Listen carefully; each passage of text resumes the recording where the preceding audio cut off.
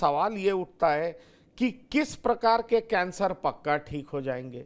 दूसरी बड़ी बात यह है कि इसको डायग्नोस कैसे किया जाए। जैसे मुझे छोटी मोटी बीमारी कुछ भी होती है, पेट में दर्द होता है, तो पेट में दर्द होता है, नॉर्मली लगता है कि मैं कल ठीक हो जाऊंगा। तो कई ऐसे लोग भी सामने आते हैं जिनको पता चलता है कि उन्हें कुछ पता ही नहीं चला और फोर्थ स्टेज का कैंसर निकल गया, थर्ड स्टेज का कैंसर निकल गया।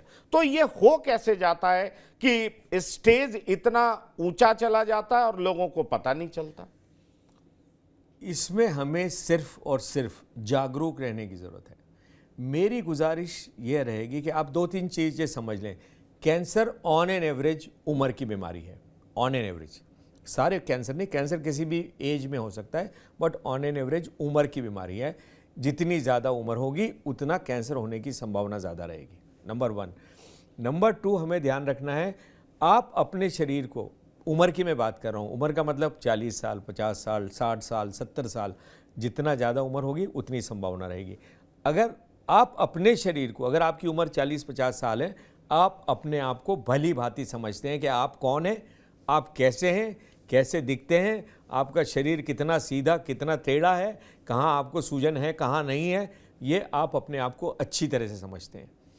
मेरी गुजारिश ये रहेगी कि अगर आपकी उम्र हो रखी है, अगर आपको किसी भी तरह का अपने आप में बदलाव दिखता है, फॉर एग्ज़ाम्पल, आप नॉर्मल व्यक्ति है, आपको खांसी नहीं आती, आपको खांसी आना चालू हो गई। आप नॉर्मल व्यक्ति है, आपका वज़न एक फिक्स वज़न है, गिरना चालू हो गया। आपको बुखार नहीं आना चाहिए, अगर बुखार आ भी गया तो 2 दिन में बुखार वायरल चला जाता है। बुखार 7 दिन हो गए, नहीं जा रहा है।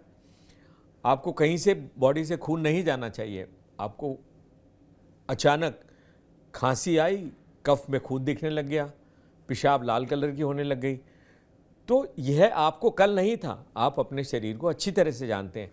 अगर कोई भी ऐसा सिम्टम आपको नज़र आता है, 2 दिन 4 दिन उसको ऑब्जर्व करें, मगर अगर आपकी उम्र थोड़ी सी भी ज़्यादा है, 40 साल से, इस सिम्टम को 2-3 दिन में अगर वो नहीं जा रहा है तो उसको तवज्जो दें और अपनी जांच शुरू कराएं। अगर हम सिर्फ इस बात पे ध्यान रखेंगे कि मैं ऐसा दिखता हूँ मगर कल मुझे ये नहीं था, अगर हम यही चीज़ पकड़ लेंगे तो हम कैंसर को जल्दी पकड़ पाएंगे। और on an average her cancer जो जल्दी की अवस्था में पकड़ा जाता है, वो उसका इलाज संभव है, उसका इलाज संभव है। तो इलाज में मॉडर्न टेक्नोलॉजी का भी रोल होगा डॉक्टर, क्योंकि आपने पिछले 40 सालों से कैंसर पेशेंट का इलाज किया है, आपके पास वास्ट एक्सपीरियंस है, कई लोगों को आपने इलाज किया है। सवाल ये उठता है कि आज से 10 साल पहले, 20 साल पहले, 30 साल पहले और अब में कितना बड़ा फर्क है? इसमें मॉडर्न टेक्नोलॉजी का क्या योगदान है? जब आप ट्रीट करते हैं तो अब आपको लगता है कि आप बिल्कुल वेल इक्विप्ड हैं, आपके पास तमाम वो टेक्नोलॉजी है जिसकी मदद से ना केवल आप आइडेंटिफाई कर सकते हैं बल्कि आप क्योर भी कर सकते हैं। आपने बिल्कुल सही कहा। आज हमारे पास वो सुविधाएं हैं जो हमारे पास 40 साल पहले नहीं थी। 40 साल पहले मेरी जेब में 4 या 5 गोलियां या दवाई या इंजेक्शन थे जिससे मुझे सारे कैंसर का इलाज करना पड़ता था। आज मेरे पास इतनी दवाई, गोलियां, इतने इंजेक्शन हैं, नई टेक्नोलॉजी है, टारगेटेड थेरेपी है, इम्यूनोथेरेपी है, इतनी ज़्यादा है कि उनको सबको याद रखना तक मुश्किल होने जा रहा है। तो बहुत सारी दवाइयाँ आ गई है, साइंस बहुत आगे बढ़ गया है। ये सिर्फ दवाइयों में नहीं, मगर दवाइयों से हम मेजॉरिटी कैंसर कंट्रोल कर पाते हैं। ऐसी सर्जरी में आज आधुनिक तकनीक आ गई है कि बड़े से बड़े ऑपरेशन सरल तरीके से किए जा सकते हैं। बहुत सारी नई टेक्निक आ गई है। पहले मरीज को 4 घंटे का ऑपरेशन करना या बेहोश रखना असंभव था। आज जो 4 घंटे का ऑपरेशन था वो ऑपरेशन ही 1 घंटे में ख़त्म हो जाता है। नई तकनीक आ गई है, रेडिएशन की नई तकनीक आ गई है। पहले जब हम रेडिएशन करते थे तो हमें करीब करीब समझ लीजिए पूरे शरीर के किसी हिस्से का सिकाई, जिसको हम रेडिएशन कहते हैं, करना पड़ता था।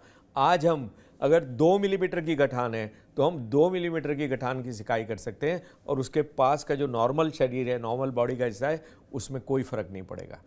तो ये जो आधुनिक तकनीक आई है, इसके अलावा हमारे पास रेडिएशन के इंजेक्शन आ गए कि वो जो दवाई है, अगर उस 2 दवाइयों को हम साथ में मिल के अगर शरीर में लगा देंगे तो वो जो रेडिएशन के पार्टिकल है वो सिर्फ कैंसर की गठान में ही जाके बैठेंगे और लोकल रेडिएशन देके उसको ख़त्म कर देंगे। तो ये जितनी सारी नई तकनीक आई है, इससे कैंसर का इलाज मुमकिन हो गया है और ये सारा इलाज खुशी की बात यह है कि हमारे यहाँ उपलब्ध है, इसके लिए हमें कहीं जाने की ज़रूरत नहीं है।